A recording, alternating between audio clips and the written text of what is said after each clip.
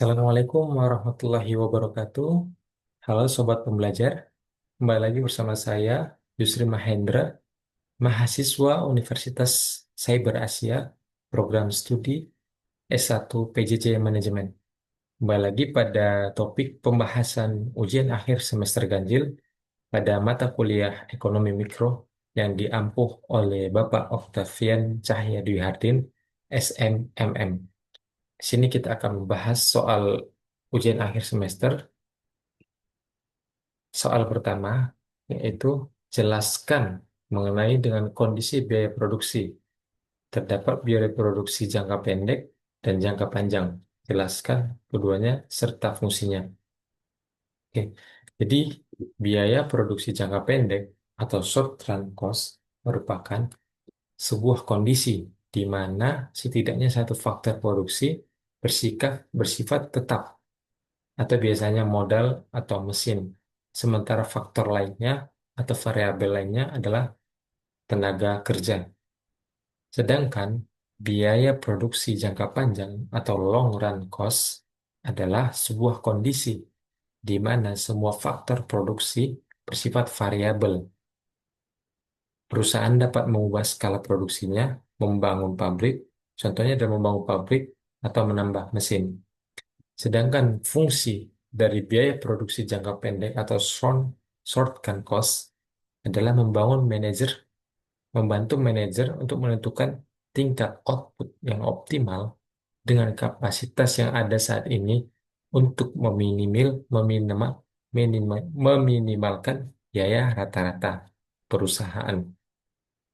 Sedangkan untuk fungsi biaya produksi jangka panjang, long run cost, itu memiliki peran dalam perencanaan yang strategis dan ekspansi untuk mencapai economies of scale atau skala ekonomi. Kemudian, next kita ke soal yang kedua. Bagaimana karakteristik dari pasar persaingan sempurna? Dengan cara apa persaingan pasar persaingan sempurna memaksimalkan keuntungannya, dan jelaskan dan gambarkan dengan kurva menggunakan alat tulis kemudian scan. Kayak dari karakter karakteristik dari pasar persaingan sempurna diantaranya adalah memiliki banyak penjual dan pembeli, produk bersifat homogen atau identik atau sama, penjual adalah price taker atau pengambil harga, kemudian bebas keluar masuk pasar atau free entry and exit. Kemudian informasi sempurna didapatkan di pasar persaingan sempurna. Bagaimana cara memaksimalkan keuntungan? Perusahaan pada pasar persaingan sempurna memaksimalkan harga, memaksimalkan laba, maksud saya, jika pada tingkat produksi Q ternyata P lebih besar dari AC, maka perusahaan akan menikmati laba maksimum. Laba maksimum ini merupakan laba supernormal, yaitu tingkat return yang lebih besar daripada alternatifnya, di mana MR sama dengan MC, atau marginal revenue sama dengan marginal cost.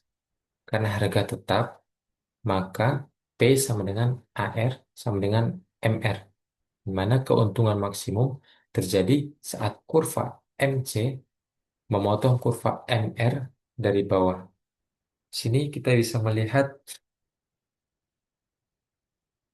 kurva laba maksimum, di mana sumbu X ditunjukkan oleh Q dan sumbu Y vertikal ditunjukkan oleh P, di mana sini P, garis P di sini,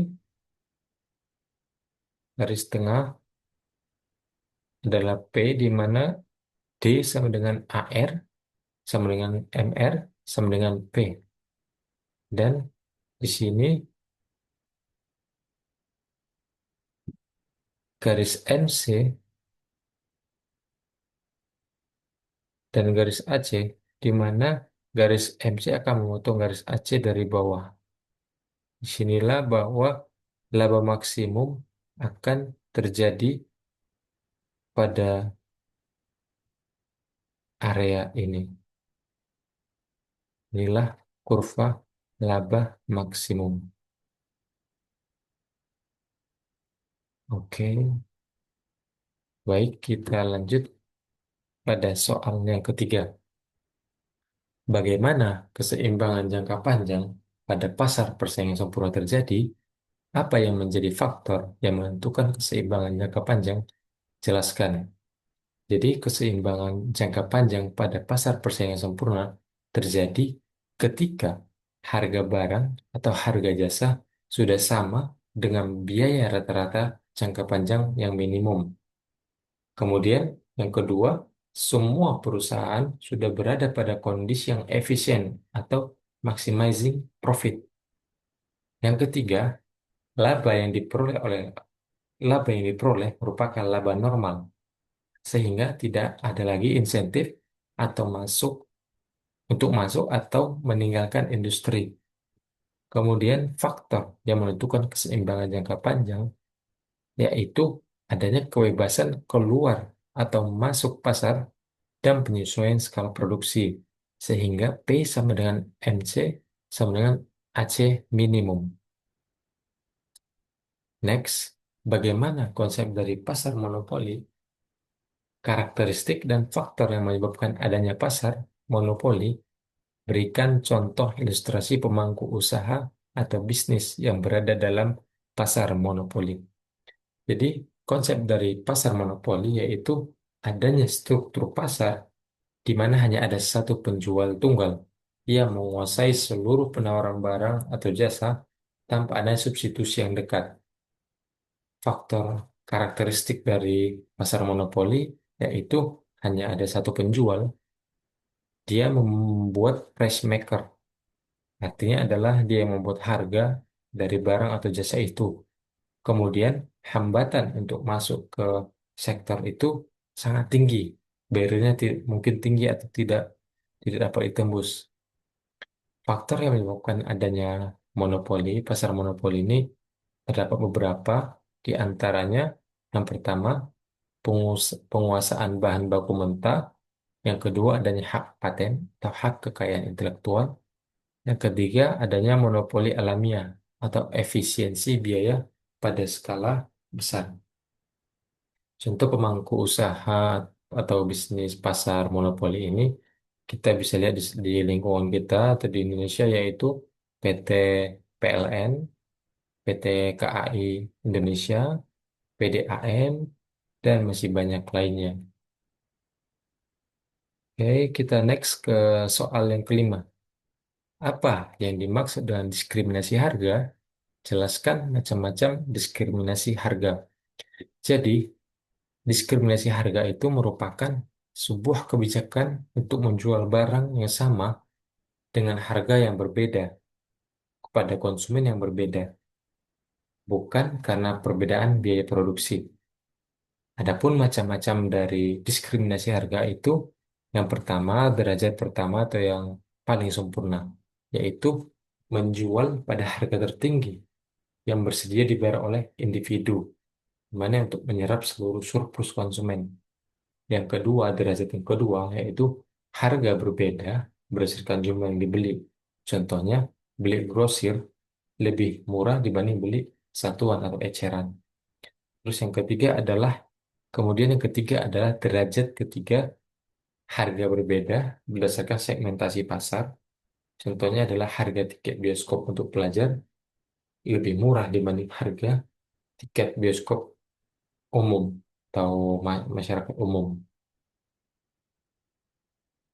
Kemudian yang keempat, keenam, maaf. Kemudian yang ke soal keenam yaitu apa yang dimaksud dengan fenomena price leadership dan bagaimana price leadership terjadi dalam pasar oligopoli. Jelaskan ilustrasinya.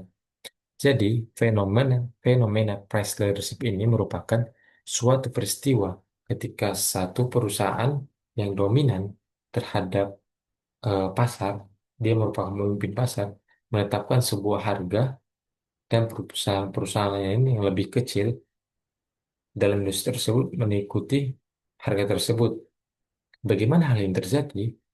Hal ini terjadi, price leadership ini terjadi tanpa kesepakatan formal atau clause implisit untuk menghindari perang harga yang merugikan semua pihak. Bagaimana ilustrasinya? Jadi ilustrasinya adalah sebagai berikut.